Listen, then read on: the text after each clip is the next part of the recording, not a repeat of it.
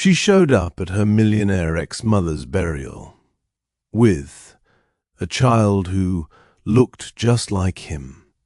The cemetery was silent, too silent for a day filled with so many pretending to grieve. But all that quiet collapsed in an instant when the whispers started. One by one, heads tilted, shoulders stiffened, and curious eyes followed the same direction.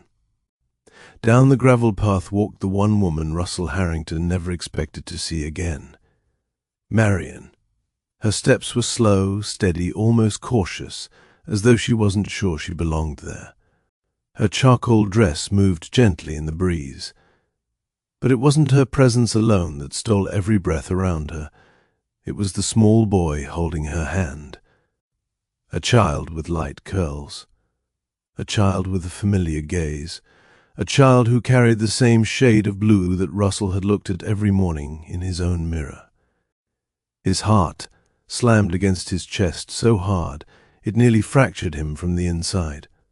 Because the woman he once loved, the woman he lost because of choices he regretted every day, was standing there with a child who looked shockingly, undeniably, painfully like him. Family. Have you ever tried to move forward, only for the past to show up staring straight into your soul? Have you ever buried a chapter of your life so deeply you convinced yourself you were done with it, only for it to reappear, holding your face in miniature form, because that is exactly what happened to Russell on the day he laid his mother to rest? He blinked once. He blinked twice, but the scene didn't change. Marion stood there, stronger, older, different, and the boy by her side watched the world with careful, curious eyes, the same way Russell used to when he was a child. Marion lifted her gaze. Their eyes met, time stopped. This moment, this collision between what once was and what could have been. This was the moment that would reshape everything that followed. But before we continue, family, thank you for being here, whether you're returning or joining for the first time. Your support means everything to this channel. If you enjoy emotional journeys, life lessons, and stories that touch the heart, take a second to like this video, comment where you're watching from, and subscribe so you don't miss the next one. Now, let's go back to the beginning of this day, because this funeral was never meant to reunite anyone, yet here we are. Chapter 1. The Funeral and the Shock. The sky over Oakmere felt unusually heavy that afternoon. Not stormy, just tired, as though the heavens themselves were weary of the Harrington family's cold legacy. Elora Harrington, Russell's mother, had left behind an empire built on strict standards and rigid control. Her personality had carved fear into those around her more effectively than any sharp words could. Russell stood near the casket, posture straight, as if he were on display. His tailored suit fit flawlessly, but inside he felt like a man wearing armor, polished on the outside, hollow on the inside. Elora Harrington may have been respected. She may have been powerful, but loving, warm, supportive? None of those words had ever been used to describe her. For Russell, this funeral wasn't about losing a nurturing parent. It was about officially closing the book on a childhood filled with pressure and distance. He wasn't mourning affection. There had never been much of it to begin with. He was mourning the idea of what mothers should be, what sons should feel, and everything he never received. People approached him with empty condolences, stiff handshakes, and well-rehearsed sympathy. Some cared about his mother's passing. Most cared about the family fortune. He nodded out of politeness. He pretended to listen, but his mind was far from all of them. He felt like a stranger, standing at the edge of a world he was expected to inherit, whether he wanted it or not. The pastor spoke. Choir members hummed softly. A few people dabbed their eyes dramatically. Russell didn't flinch. His emotions were tucked away behind years of conditioning that taught him to stay composed at all costs. That was the Harrington way. Nothing was ever supposed to crack the surface, but everything changed when the air shifted. The murmurs hushed, replaced by a low ripple of confusion. Someone in the back whispered, "Who is that?" Another whispered, "Isn't that?" Russell didn't look at first. He assumed it was another opportunistic relative. But something inside him, a small, instinctive pull, made him turn. His breath abandoned him. Marion. The name echoed in his chest like a forgotten melody returning after years of silence. She hadn't changed in the ways that mattered. Her presence still carried the gentle strength he used to admire so deeply. But there was something new about her, an air of resilience that only comes from surviving things most people never talk about aloud. Her eyes swept the crowd. She wasn't intimidated. She wasn't there for approval. She was simply there because she believed it was right. But what struck Russell harder than anything else wasn't the woman he once cherished. It was the child standing beside her. The boy's fingers curled around hers tightly. His tiny suit was slightly oversized, the sleeves brushing his wrists. His hair fell in soft, light curls. And those bright eyes, wide, thoughtful, alert, were unmistakable. They were Harrington eyes. They were Russell's eyes. A wave of disbelief washed over him so intensely he had to inhale slowly just to steady himself. People around him noticed too. Is that her son? No. Look closely. Is it possible? Russell heard the whispers, but couldn't process any of them. Marion stopped a few feet away from the crowd, unsure whether she belonged close enough to the family section. She held her son's hand, her expression calm but guarded. Russell stepped forward before he realized he was moving. His heartbeat thundered. His palms felt unexpectedly warm. His carefully built emotional walls constructed over years of trying to survive his upbringing, began to crack.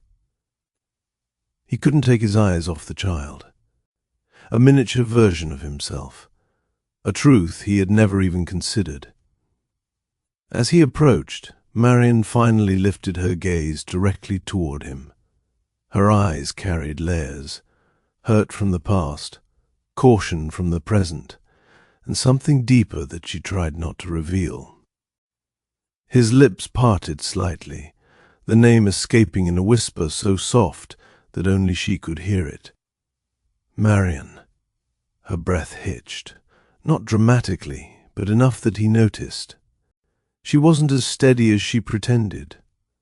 "Hello, Russell," she said quietly.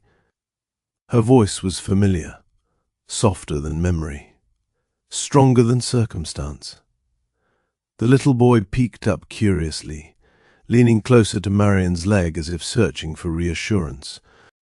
Russell couldn't look away. His gaze drifted from the child's face back to hers, and the weight of unspoken years settled between them. He swallowed tightly. Words piled up in his throat. Questions, regrets, apologies, disbelief. But only one managed to escape. "Is he?" Marion blinked, her expression flickering just long enough for Russell to see the truth before she even spoke. She nodded once. "Yes," she whispered. "His name is Ocean." The name struck him gently, simple, meaningful, poetic in the way Marion always was. ocean, his son. Russell's chest tightened as reality landed with full force. The world around him blurred for a moment, not from panic, but from a deep, overwhelming emotion he had spent years trying to forget existed. He looked at the little boy again. The boy looked back without fear, only innocent curiosity. Russell felt a warmth he hadn't felt since before his mother fractured everything good in his life. Before he could say anything more, the pastor's voice echoed across the cemetery, signaling the final moments of the burial. People bowed their heads. The ceremony moved forward. But Russell? He stood frozen between his past and his future, between a woman he once loved and a child he never knew he had. And nothing, not grief, not money, not legacy, would ever be the same again. Russell barely heard the pastor's closing words. The world around him drifted into a quiet hum, as though someone had pressed mute on everything except the single truth standing a few feet away. Marion was back, and the child beside her, Ocean, carried Russell's features so clearly that denying it felt impossible. But years ago, long before funerals and fortune and heartbreak, they had once shared something pure, something real. Something that had made Russell believe life could be gentler than the one he'd been raised in. To understand the weight of this reunion, you have to understand the chain of events that led to the fracture. So let's go back to a version of Russell that existed long before he learned how to build emotional walls so tall that even love couldn't climb over them.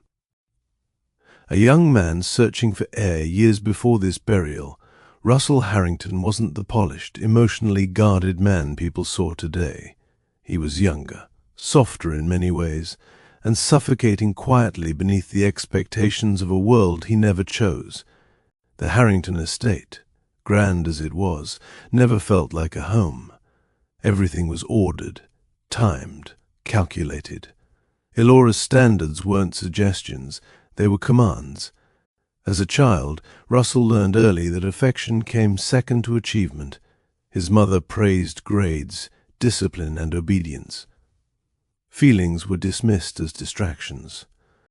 By college, Russell knew how to function perfectly in public. Confident, intelligent, composed, but inside he carried a loneliness he never admitted to anyone. Until the day he met her. The art fair that changed everything. It was a warm afternoon in Oakmere's town square, one of the few places Russell went to escape the heaviness of his estate. Annual festivals filled the streets with music, vendors, and people who lived life with ease. People who laughed freely, argued loudly, hugged often. None of those things were common in Russell's world. He wasn't looking for anything, just a quiet walk. But then he saw a crowd gathered around a small booth decorated with bright canvases and paint-stained easels. There was no pretentiousness, no effort to impress, just color and emotion captured on fabric. One painting pulled him in immediately, a lighthouse, its glow cutting through a stormy horizon. Not triumphant, not defeated, just steady. He stared at it for a long moment. Most people walk past that one, a voice said beside him, warm and light. Too simple, they say. Russell turned, and there she was, Marion Rivers. She wore a loose apron smudged with paint, her hair pulled into a messy bun like she'd been too absorbed in her work to care about anything else. Her eyes held a gentle brightness, like she saw the world in colors other people overlooked. "I think it's perfect," Russell said honestly. Her smile grew, soft and appreciative. "That painting got me through a rough patch. I needed to believe that even when everything felt overwhelming, something steady existed somewhere. Steady. something Russell had never felt in his life. He didn't know it then, but that moment, right there, was the spark. Two worlds colliding in the best way, Russell bought the lighthouse painting, though he didn't admit he was trying to find an excuse to speak to the woman who created it. Marion, however, wasn't fooled. "You didn't need to buy it," she teased. "Most people just look and move on. Maybe I didn't want to move on," he replied. She looked at him for a moment, eyes curious. "You talk like someone who carries a lot on his shoulders." He almost laughed. "Is it that obvious?" "A little," she said playfully. "You have the posture of someone who hasn't taken a deep breath in years." He blinked. No one had ever described him so accurately. Marion didn't ask about money or status. In fact, she didn't know his last name. She didn't probe or pry. She simply invited him to a local art workshop she was hosting the next weekend. "Come if you want," she said. "No pressure, no pressure." Two words Russell rarely heard in his entire life. He went. And he kept going, week after week, not because he cared deeply about painting, though he tried, but because being around Marion felt like sunlight after years of winter. What Marion brought into his life, she showed him how to slow down, how to enjoy things without needing a reason, how to sit under a tree and talk about dreams without someone turning them into business plans. They had picnics by the river, with food she packed in a woven basket older than she was. They watched kids draw on sidewalks with chalk. They strolled through town markets where people greeted Marion by name because she treated everyone kindly, from the baker to the elderly woman who fed stray cats. Marion lived life with warmth, mistakes, laughter, and authenticity. Russell lived in a world of formality, obligations, and silence. He fell for her quickly, not because she fit perfectly into his world, but because she made him believe he could finally step out of it. And she fell for him too, but with a caution born from knowing love from wealthy men could be complicated. Still, they loved each other sincerely, but love alone wasn't enough. Not in the Harrington world. The day Elora Harrington intervened, Elora discovered their relationship weeks after it began. Powerfully intuitive and fiercely protective of the Harrington lineage, she confronted Russell in her office. "She is not suitable," she said plainly, as though announcing a fact rather than an opinion. Russell clenched his jaw. "You don't know her." "I don't need to. I know what this family requires." "This family," Russell repeated quietly. "Or you?"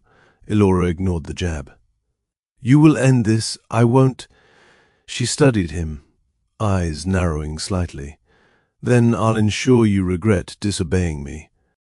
Threats weren't new, but this one felt different, colder, sharper, final. Elora informed him she would freeze his trust accounts, revoke business responsibilities, and pull strings to isolate him until he complied. "You are a Harrington," she said. "We don't marry sentiment. We marry stability." He walked out that day angry, shaken, but determined not to let her control his heart. Unfortunately, determination wasn't enough. Elora's quiet attack on Marion never told Russell the full details of her confrontation with Elora, but he heard later that his mother visited her studio. No raised voices, no insults, just a calm, calculated breakdown of Marion's life. "You don't belong in our world. Russell needs someone who won't pull him downward. You think you can love him enough, but love doesn't last against pressure like ours. You are temporary, nothing more." Marion didn't argue, not because she agreed, but because she was blindsided by the force of a woman used to getting what she wanted. When Russell arrived to see her later that night, she was quieter, more withdrawn, eyes red from crying. He didn't understand at first, but he would soon. The breakup that shattered them both, Elora continued her pressure for weeks. Cut privileges, cut access, cut opportunities, and made sure Russell knew she was behind all of it. He felt trapped again, like he was 16 and powerless, no matter how grown he pretended to be. Finally, he cracked. Not because he stopped loving Marion, but because he was raised to obey, raised to fear losing stability, raised to sacrifice himself for the Harrington name. He chose the wrong thing, the single worst decision of his life. He met Marion on a cold evening at the riverbank, where they once picnicked. Her face softened when she saw him, until she noticed his posture, shoulders tense, eyes distant. "You're leaving," she whispered before he even spoke. He swallowed hard. "I have to—" "No, Russell," she said, voice trembling. "You don't have to. You're choosing to—" He tried to lie. He tried to sound strong, but his voice cracked halfway. "You deserve someone who doesn't come with a family full of demands." She shook her head. "You're not protecting me. You're giving up. I'm sparing you," he insisted, even though the words tasted like betrayal. "Don't use me as your excuse," Marion whispered. "If you want to stay, stay. If you want to leave, then at least be honest about it." Tears built in her eyes. Tears he caused. He forced himself to turn away before she saw the moment his heart broke too. It was the last time he saw her, or so he thought. Marion's disappearance a month later, she left town without warning. No note, no goodbye, no forwarding address. It was as if she folded her entire life into a suitcase and vanished between one sunrise and the next. Russell searched, quietly, desperately, but every lead led nowhere. He told himself she moved somewhere better, somewhere safer. What he didn't know was that she carried something deeper than heartbreak when she left. She carried ocean, back to the present. The shock that changed everything the burial ended. The pastor closed the ceremony. People began to disperse. But Russell remained rooted to the spot long after the crowd thinned. His mind spun through memories, lighthouse paintings, picnics, laughter, tears, confrontations, goodbyes, all crashing into the present reality of a 4-year-old child who shared his eyes. The child he never got to meet, never got to hold, never got to protect, never knew even existed. A child Marion raised alone because he wasn't there, because he had walked away. A quiet ache spread through his chest, deeper than anything he'd felt at his mother's funeral. When Marion turned to leave with Ocean, Russell realized he couldn't let this moment disappear the way everything else had. He stepped forward. "Marion," he called softly. She hesitated, her hand tightening around Ocean's. Her eyes met his again. This time they didn't carry anger, just hurt, and something else he couldn't name yet. "Can we talk?" he asked. Marion inhaled slowly, then nodded. But the look she gave him made something very clear. This conversation wouldn't be easy. But it was long overdue. The last few guests drifted away, leaving the cemetery in a heavy quiet that made every breath feel louder. The sun hovered low, glazing the gravestones in pale gold, while a gentle wind moved through the oak branches overhead. Marion stood a short distance away with Ocean, her fingers lightly resting on his shoulder. The little boy tugged at the sleeve of her dress, sensing the tension even if he didn't understand it. Russell approached slowly, as though any sudden movement might shatter the fragile moment between them. "Thank you for waiting," he said quietly. Marion nodded, not warmly, not coldly, just neutrally. Her posture was composed, but her eyes held years of weight. Ocean peeked up at Russell with a mix of curiosity and reserve. "Hi," Russell said softly.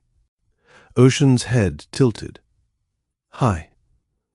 The boy's voice was small, but confident enough to show he wasn't afraid, simply observing, trying to understand the stranger, who kept staring at him with trembling breath. Russell swallowed hard. He knelt to be eye level.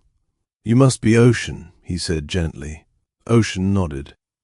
"Mama said your name is Russell." Russell smiled, though emotion tugged painfully at him.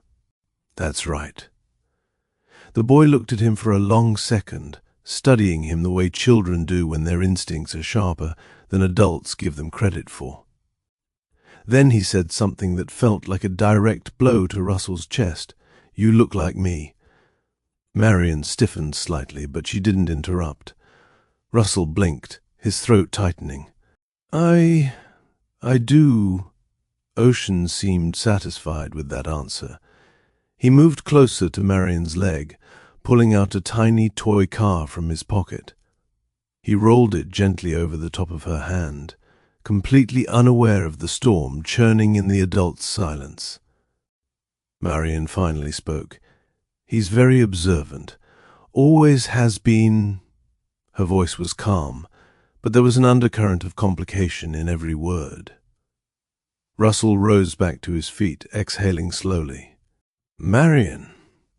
He paused, searching for the right words that could bridge years of broken history. But she lifted her hand lightly. "Not here," she said softly. "Not in a place like this." He nodded immediately. "I understand." She glanced around the cemetery, her gaze landing briefly on Alora's casket. Her jaw tightened, not from grief, but from the complicated knowledge of who Alora had been in Russell's life. "I'm not here to disrespect your mother," Marion said quietly. No matter how things were, she was still Ocean's grandmother. Russell's chest tightened. His mother had never known she had a grandchild. And he, Russell, had never known either. "Did she ever find out about him?" he asked. Marion shook her head. "No, I never told anyone." "Why?" Russell whispered. "Why didn't you tell me?" Marion looked down at Ocean, who was happily driving his toy car across her hand. She waited until his attention drifted before speaking again. "Because when I left with a broken heart and a child I needed to protect," she said softly. "You weren't mine anymore, Russell. And I didn't want to raise my son on hope that someone who wasn't free could show up for him." He flinched, because every word was the truth he had earned. "I would have shown up," Russell said. "Small, pained, honest." Marion met his eyes, her expression soft but steadfast. "You weren't in a place to fight for yourself, let alone for someone else." Russell had no defense, no explanation strong enough, no justification that wouldn't sound weak. He looked at Ocean again, and, for the first time in his life, regret became something physical, like a heavy stone lodged in the center of his chest. Can we talk somewhere else?" he asked quietly. Marion studied him for a moment, then nodded. "Yes, but gently, Russell. Today is already a lot for him." Her tone wasn't accusatory, just protective. "I'll follow your pace," Russell promised. Marion picked up Ocean in her arms, kissing his temple softly. "Let's go sit for a few minutes, sweetheart." Ocean nodded, resting his head against her shoulder. As they walked toward a small bench under a tree at the edge of the cemetery, Russell followed behind them, every step heavier than the last. He wasn't ready for what came next, but he needed it more than anything. Chapter 4. The storm before the truth. The garden benches near the old iron fence were mostly empty. A quiet corner, far from curious eyes and lingering guests. The kind of place where truth felt unavoidable. Marion sat with Ocean beside her. The boy was preoccupied with his toy car, rolling it back and forth over a smooth patch of wood. Russell sat on the opposite end of the bench, careful not to invade their space. For a few moments, silence filled the air. Not hostile, just tense. Russell gathered every piece of courage he had left. "Marion," he began softly, "I never stopped thinking about you." Marion didn't smile. She didn't frown either. She simply breathed in slowly, then out, as though she'd expected those words but didn't know what to do with them. "Thinking about me isn't the same as being there," she said. "I know," Russell admitted. Marion kept her eyes on Ocean as she spoke. "After you left, I tried to understand. I tried to rationalize it, but it hurt, Russell. Deeply. We were supposed to face things together. I wanted to," he whispered. "You didn't," she corrected gently. "And that's the part that mattered. Her honesty wasn't cruel. It was steady, necessary." Russell felt the shame settle over him like a cold blanket. "My mother cornered me from every direction. She threatened to cut everything. She made it impossible to breathe." Marion finally looked at him. "You think I don't know that? I saw the pressure you were under. But I didn't walk away from you.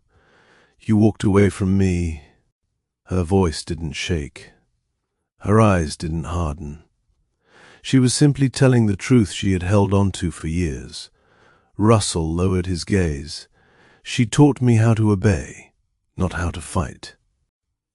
"I know," Marion said softly.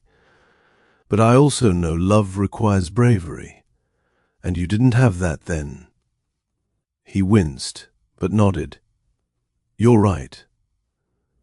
Ocean climbed down from the bench and began exploring the grass a few feet away, humming to himself. Marion kept an eye on him, while still listening to Russell. He swallowed. "I never knew about him. I swear, Marion, if I had known—" She held up a hand again. "Don't make promises about the past. It's gone. Ocean is here now. That's what matters." Russell nodded slowly, realizing she wasn't trying to be cruel. She was trying to keep them grounded in reality. "Do you hate me?" he asked before he could stop the question from slipping out. Marion blinked. "No, I don't hate you." She hesitated. "I stopped being angry a long time ago. Anger drains energy I needed to raise my son." Her voice softened further. "But I did learn to live without you." That sentence landed harder than any accusation could have. Russell leaned forward, resting his elbows on his knees. He could feel the sting of tears behind his eyes, but he blinked them away. Not out of pride, but because falling apart wouldn't help anyone. "I'm sorry," he whispered, "for all of it. For not fighting.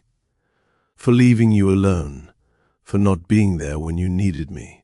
And for not being there for him." Marion sat quietly, absorbing his words.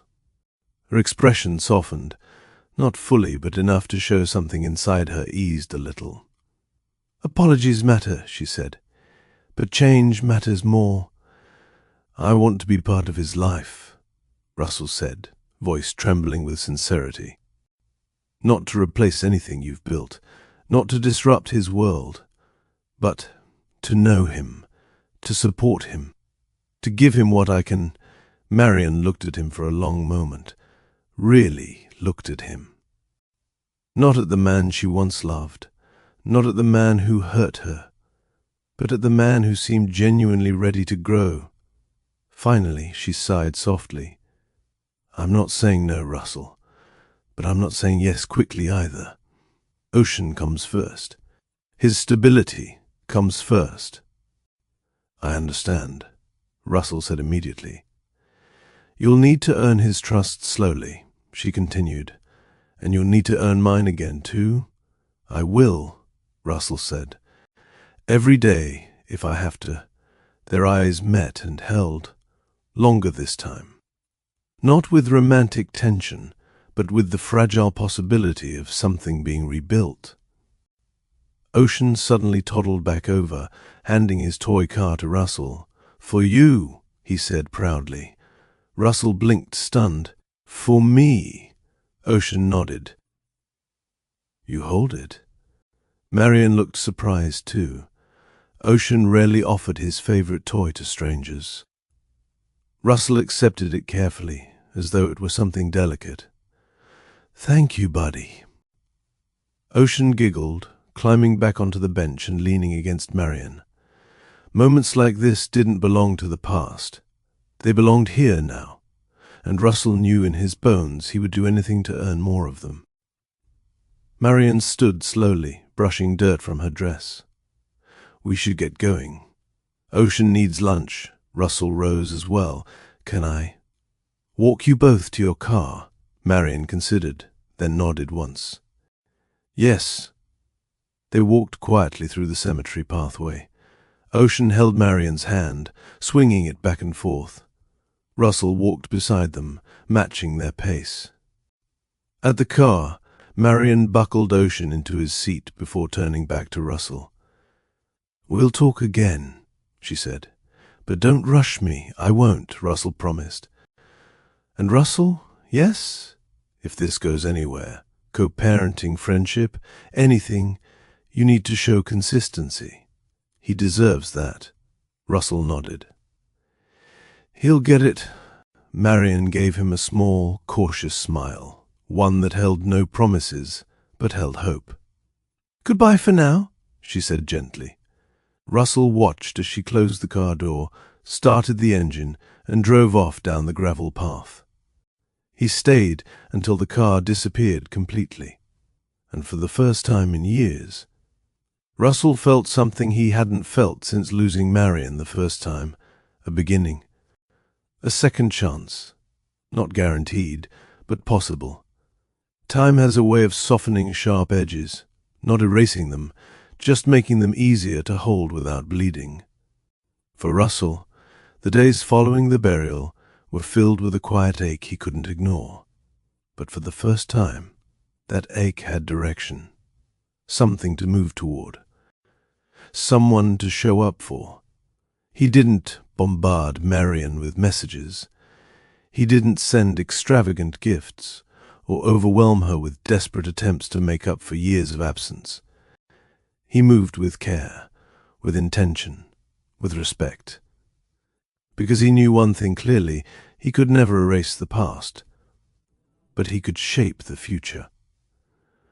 A gentle start the morning after the funeral, Russell sat at his kitchen counter staring at his phone for 20 minutes before finally typing, I hope you and Ocean rested well. I'd love to hear how he's doing today, only if you're comfortable sharing. He hit send before he lost the nerve. He didn't expect a quick reply, but 10 minutes later his phone buzzed. Marion, he's fine. A little tired, but he's okay. Russell found himself smiling, a small, surprised smile that warmed something in him he had long kept cold. He didn't respond immediately. He didn't want to seem eager or intrusive. Later that afternoon, he sent another message. If he likes books, I'd love to send one. What kind of stories does he enjoy? Marion replied a few hours later, nothing loud or chaotic. He likes gentle stories, things with meaning. Russell knew exactly the kind of book she meant. The next day, a small package arrived at Marion's doorstep. No expensive wrapping, no dramatic presentation. Inside was a beautifully illustrated children's book titled The Boy and the Quiet Stars, A handwritten note on the first page read, "For Ocean. May these pages bring him calm on days that feel heavy. Russell." That night, Marion sent a picture. Ocean curled up with a book, his eyes wide with fascination. Russell stared at the photo for a long time. He'd never seen his features on another face like that. He felt wonder, grief, pride, all tangled together. Respecting boundaries over the next few weeks, their conversations grew steadily. Not daily, not intense, just gentle check-ins. Marion appreciated it. She noticed the difference between the young man she once knew and the man Russell was becoming. He didn't pry. He didn't force. He didn't ask to meet Ocean immediately. He just made himself present, consistent, kind. One evening, Marion texted him unexpectedly. Ocean asked if the man from the funeral likes cars. "He wants to know." Russell laughed softly and answered, "I used to collect miniature ones as a boy. Still have a few. Marion, he'd like to see them someday."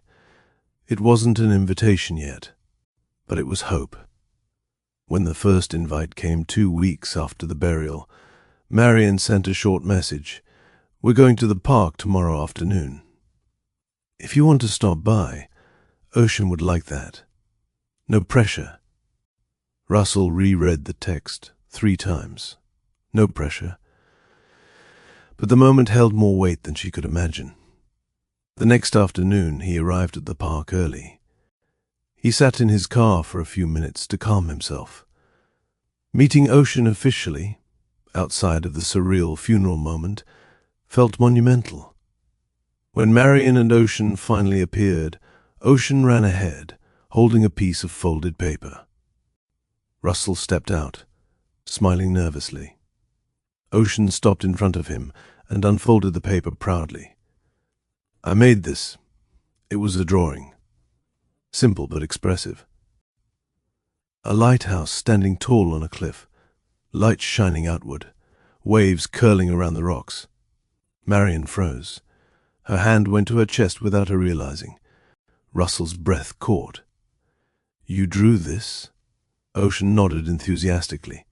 "Last night? I was thinking it." Russell glanced at Marion.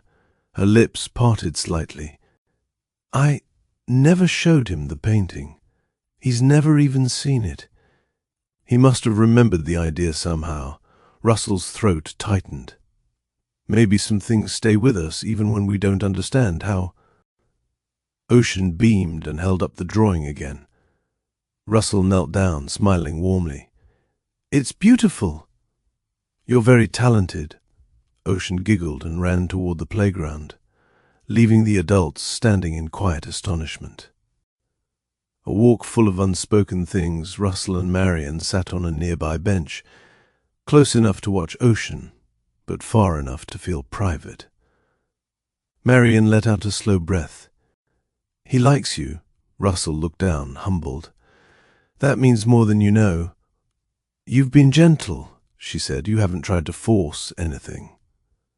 "That matters."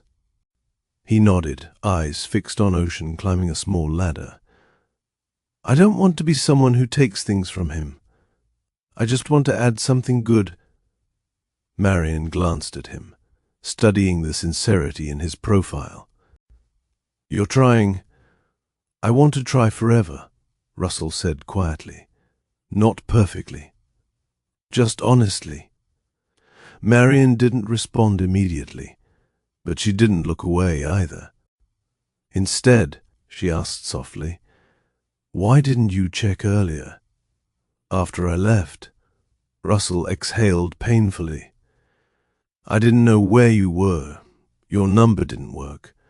Your studio was closed. Your apartment emptied out. I thought you left because you needed freedom from everything, including me. I thought searching harder would only hurt you." Marion's expression softened. "You were taught to give up too easily. I know, he admitted. I hate that part of my past. And I'm trying not to be that man anymore. Marion shifted, resting her elbows on her knees. Growing up with pressure is one thing. Living with someone else's choices is another. I didn't want Ocean to carry either. You've done an incredible job, Russell said. He's gentle, kind, bright. She smiled a little. He's my whole world. Russell looked directly at her then. I want to be part of that world, however I can. However you'll let me. Marion's expression softened even more, warmth blooming in her eyes, hesitant but real. We'll see, she whispered. Ocean ran back to them, panting. Mama, Russell, look. He held up a feather he found on the ground. Russell laughed. That's a good one. Ocean grinned proudly and plopped down between them. And as the three of them sat together on that park bench, under the cool shade of tall trees, Russell felt something click into place. A quiet, powerful realization. This was the beginning, not just of connection, but of healing, of becoming a man worthy of trust, of becoming a father, of possibly becoming something more to Marion again. But slowly, gently, on her terms. Everyday moments that built something new over the following weeks. Russell joined Marion and Ocean at the park several times. Not every day, not predictably.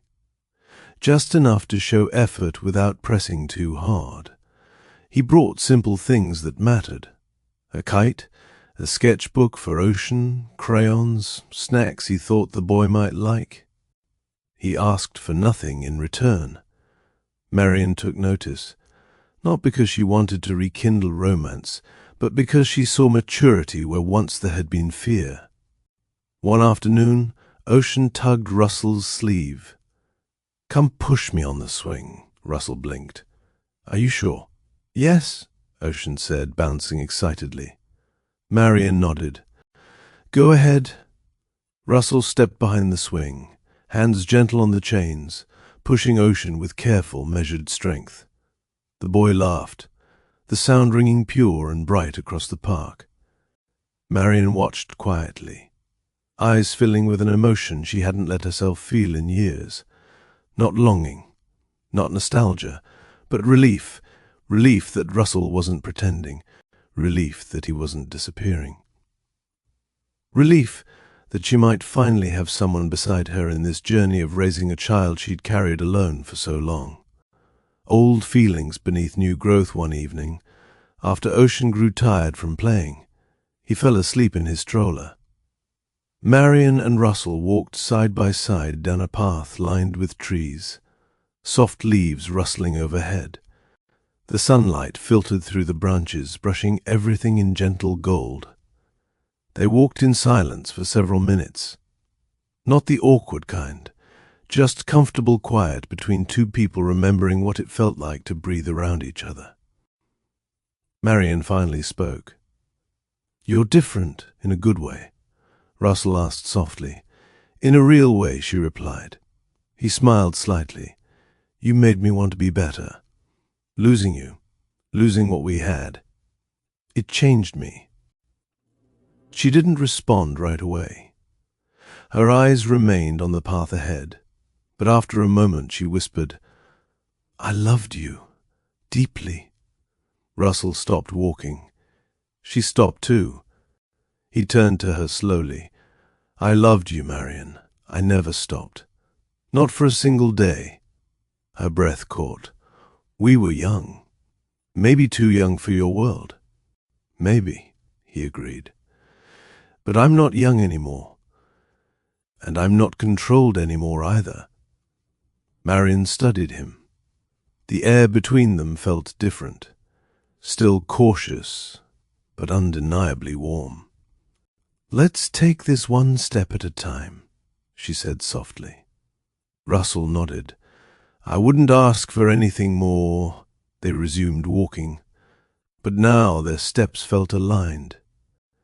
The park had grown quieter, the crowd thinning as the evening light shifted toward twilight.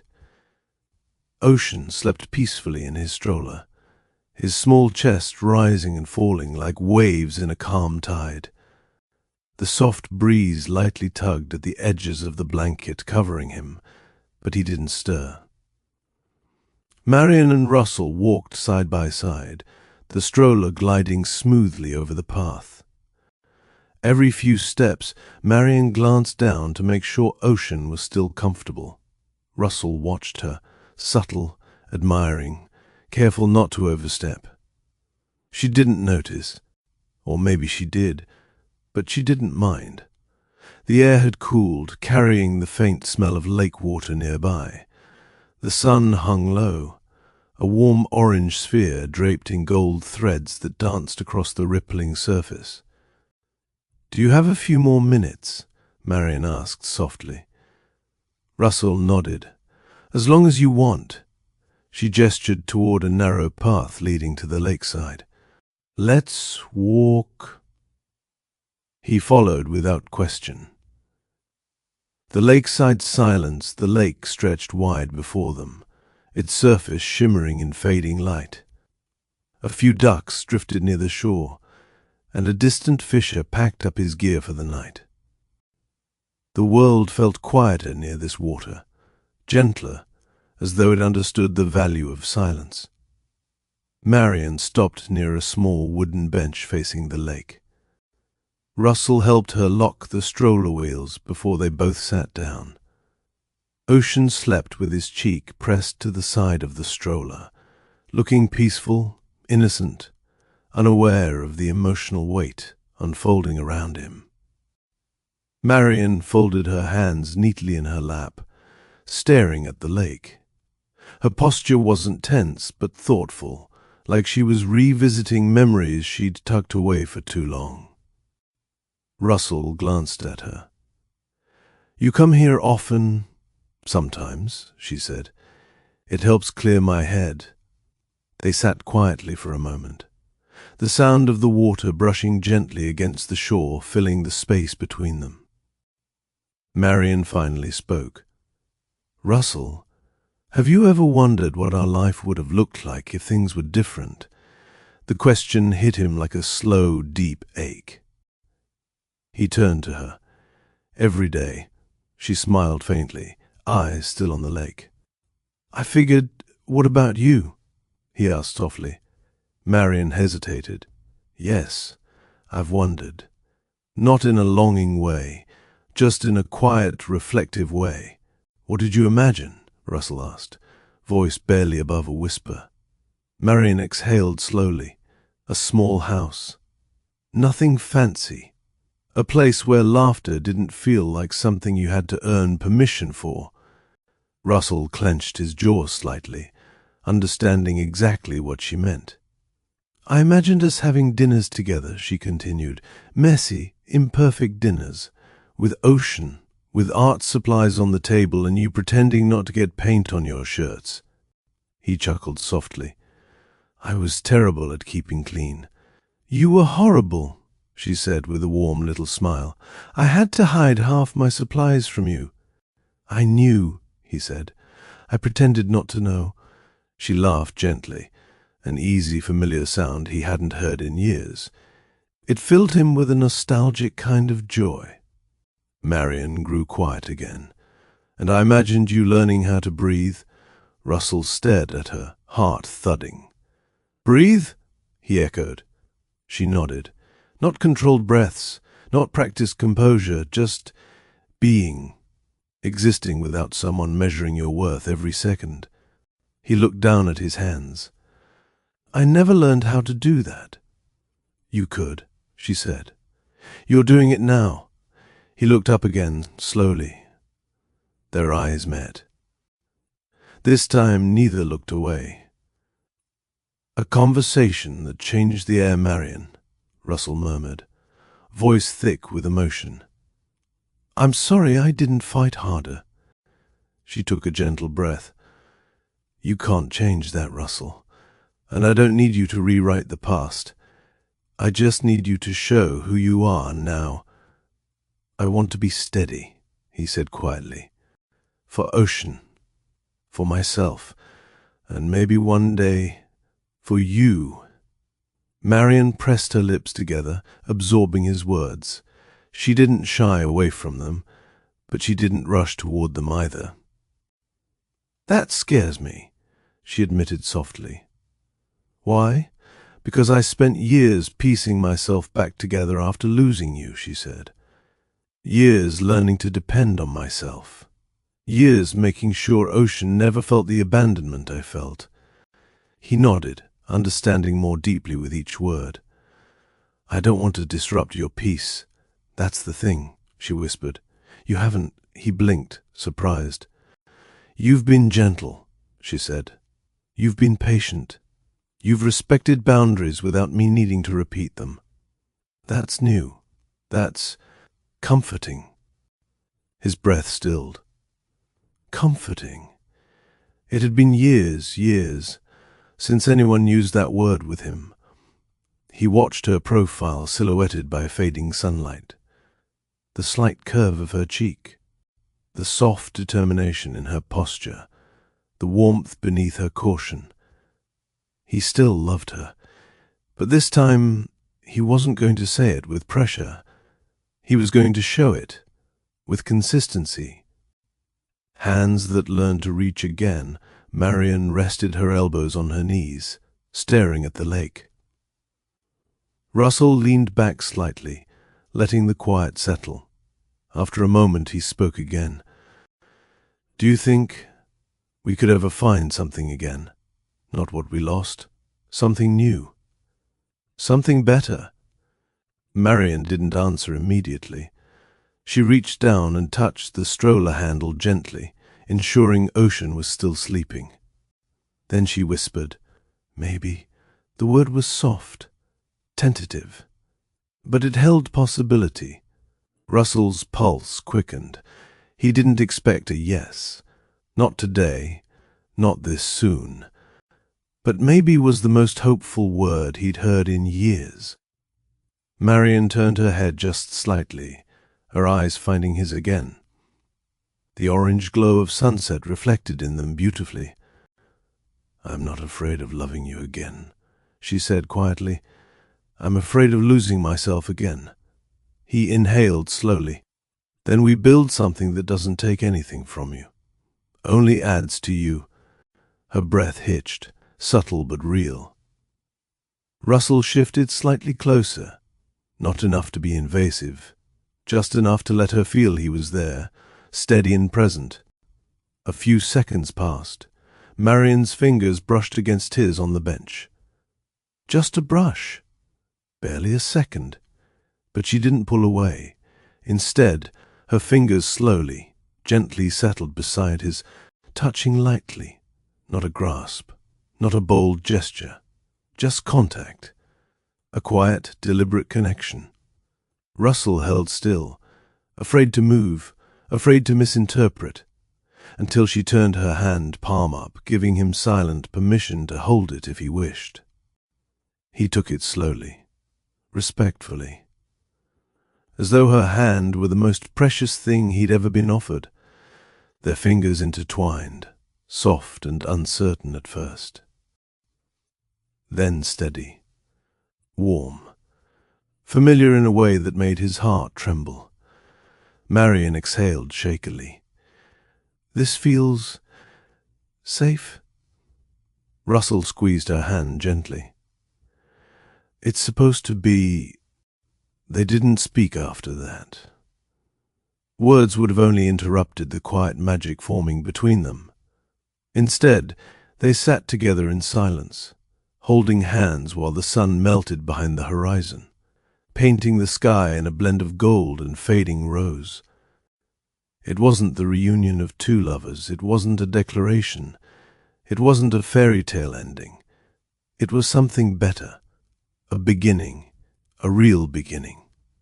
One built slowly, truthfully, and without pressure. Marion's honest admission after a long stretch of quiet. Marion spoke again, so softly the breeze nearly swallowed her words. "Russell, I never stopped caring about you." He closed his eyes briefly, overwhelmed. "I never stopped caring about you either." "I know." Her voice cracked just slightly. "I felt it today, and the last few weeks, and maybe a long time before that." He turned toward her. "I want to do this right. No rushing, no expectations. I need slow," she said. "I can do slow." She smiled, small, tender, honest. "I believe you." The sky darkened. Crickets began to hum in the nearby grass. The lake shimmered with the last hints of light. Slowly, Marion leaned her head against his shoulder, not fully resting, just a gentle touch, like she was testing the air around him. Russell didn't move. He didn't dare. His chest rose and fell in a steady, grateful rhythm. Her presence felt like a memory, and a new promise woven into one moment. Ocean stirred softly in his sleep, shifting under the blanket. Marion glanced over to check on him, then returned her head to Russell's shoulder, more firmly this time, less hesitant. Russell let out a breath he didn't realize he'd been holding. If someone had told him months ago that this moment would exist, he wouldn't have believed them. But here it was, quiet, fragile, powerful, a moment not built on longing or desperation, a moment built on growth, respect, and earned trust. The walk back under soft nightfall, when the sky finished darkening and the first stars appeared, Marion lifted her head gently. "We should head back," she said. Russell nodded. "Of course." They both stood slowly. Marion adjusted Ocean's blanket while Russell checked the stroller wheels again. As they walked back along the path, their hands brushed lightly a few times, but they didn't hold hands again. Not because the moment had passed, but because they both understood something without speaking it. They were building something intentional, real, steady, something that didn't need constant contact to exist. When they reached the parking lot, Marion paused. "Today meant something to me," she said softly. Russell smiled gently. "It meant more than I can put into words." She nodded, tucking a loose strand of hair behind her ear. "Let's keep going. At this pace. With this honesty. I will," he promised. "Every step." She gave him one more soft, hopeful glance before unlocking the car door. Russell watched them leave, the warmth of her touch still lingering in his hand. It wasn't love reborn, not yet, but it was the clearest doorway to it he had ever walked through, and this time he wasn't planning to walk away. Time didn't rush them. Marion didn't run toward Russell. Russell didn't push for more than she was ready to give, and within that careful, slow pace, something gentle began to grow. Weeks passed, then months. Their co-parenting rhythm settled into something natural, soft morning check-ins, shared updates about Ocean's drawings and new words, occasional park outings. Russell learned how to respect boundaries without making Marion feel cornered. Marion learned how to trust his consistency without questioning every gesture. Ocean, oblivious to adult complexities, simply blossomed. He laughed more. He asked endless questions. He started introducing Russell proudly to other kids at the park. "This is my friend Russell," he'd say, tugging Russell's hand. "He pushes the swing better than Mama." Marion would laugh at that, rolling her eyes playfully. "Better? Excuse me?" Russell would lift his hands in mock surrender. "Hey, I'm just here helping out." But the truth was clear. Ocean adored him. And Marion could see the steady devotion in Russell's eyes every time he watched their son run across the playground. She could see it in the way he tied Ocean's shoelaces patiently, the way he listened to every story the boy rambled through, the way he asked her, quietly, if Ocean slept well or ate enough or played happily. It wasn't guilt. It wasn't pressure. It wasn't obligation. It was love, new, intentional, learned. One afternoon, after Ocean fell asleep in the stroller again, Marion and Russell sat beneath a tree. Marion tucked a blanket around Ocean before looking up at Russell with thoughtful eyes. "I've been thinking," she said. Russell tensed slightly, not out of fear, but because he had learned that whenever Marion began a sentence like that, something important followed. She took a breath. People talk about forgiveness like it's a switch, as if one day you wake up ready to let go. Russell nodded slowly. "I used to believe that too. But forgiveness isn't about forgetting," she continued. "It's about accepting the past without letting it define the present." He swallowed. "Are you saying you forgive me?" Marion leaned back against the tree trunk. "I didn't forgive all at once, but little by little. Your actions have softened the parts of me that once felt broken." His chest tightened with gratitude he didn't know how to put into words. "You earned this," she said gently, "every step, every moment. You didn't try to erase what happened. You grew from it." Russell looked down, touched deeply. "I'll keep earning it. Always." Marion smiled, small but real. "That's all I ever needed." She shifted her gaze toward Ocean's sleeping form. "And he needs you too. Not as a perfect man, just as the one who shows up." Russell blinked quickly, swallowing emotion. "I'll never leave again. Not him. Not you." Marion didn't look away. "I believe you." These weren't dramatic declarations. These weren't poetic promises. They were truths earned through effort, humility, and time. And in these moments, the story's lessons rose naturally. Lessons their journey had carved. 1. Courage isn't loud. True courage is choosing someone even when it's difficult. 2. Love isn't possession. It's partnership, patience, honesty. 3. Family is built by actions, not just blood. A child thrives when adults choose kindness and presence over pride. 4. Broken connections can heal, but only when two people grow individually before growing together. 5. Money doesn't raise a child. Empathy does. 6. Forgiveness is slow, but it transforms hearts when guided by sincerity. Each one of these truths shaped the people Marion and Russell were becoming. Each one brought them closer, not to their old love, but to a new love, rooted in maturity rather than impulse. Chapter 8. The lighthouse ending it was late summer when Marion suggested something unexpected.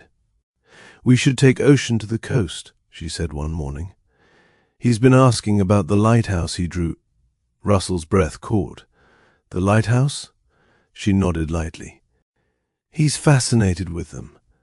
Says they shine even in storms." Russell smiled, warmth filling him. "He gets that from you?" Marion looked down modestly. "Maybe."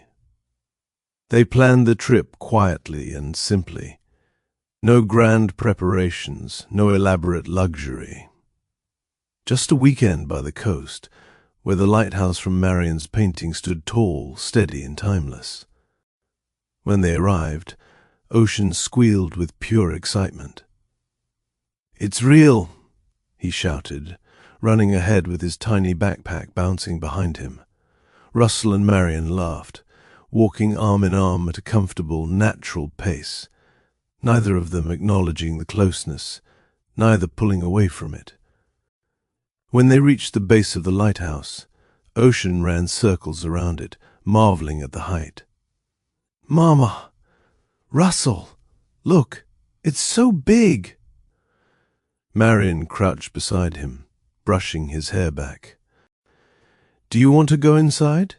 Ocean gasped. "We can," Russell grinned. "We absolutely can." Inside, the winding staircase spiraled up and up, not using the banned words, but Ocean climbed confidently with Russell right behind him and Marion trailing gently. Each step felt symbolic of growth, of courage, of healing. At the top, the three of them stepped onto the viewing deck. The sky stretched wide, the ocean roared softly below, and the beam of the lighthouse swept across the waves like a guardian. Ocean stood between them, holding their hands. "Mama," he asked. "Yes, sweetheart. Are we a family now?" Marion's breath hitched. Russell felt his heart stumble. Marion looked at Russell. Russell looked at Marion. Neither spoke at first. The question lingered, innocent, honest, unfiltered. Russell knelt, so he was eye level with Ocean. Marion lowered herself too. Russell placed a gentle hand on Ocean's cheek. "We're something very special, buddy," Marion added softly. "We're growing into a family." Ocean's face lit up, bright, trusting, joyful. He threw his arms around both of them in a clumsy, tight hug. Marion laughed, hugging him back. Russell closed his eyes, emotion welling up. And in that moment, on top of a lighthouse that had once symbolized storms and resilience, they found clarity. The past didn't own them. The future wasn't fixed.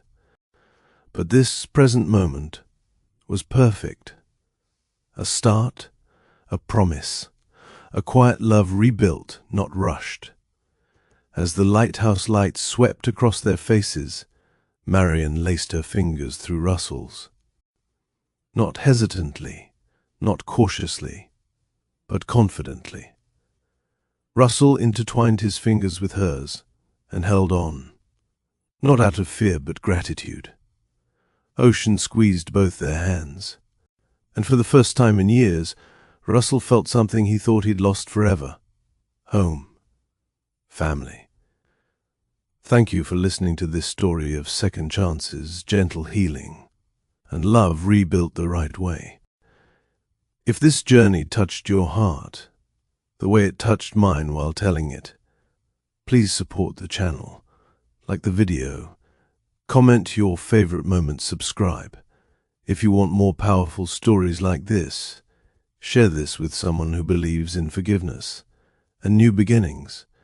Your engagement helps this channel grow and helps more stories like this reach the people who need them. Until next time, family, may your storms find their light, and may your heart always find its way home.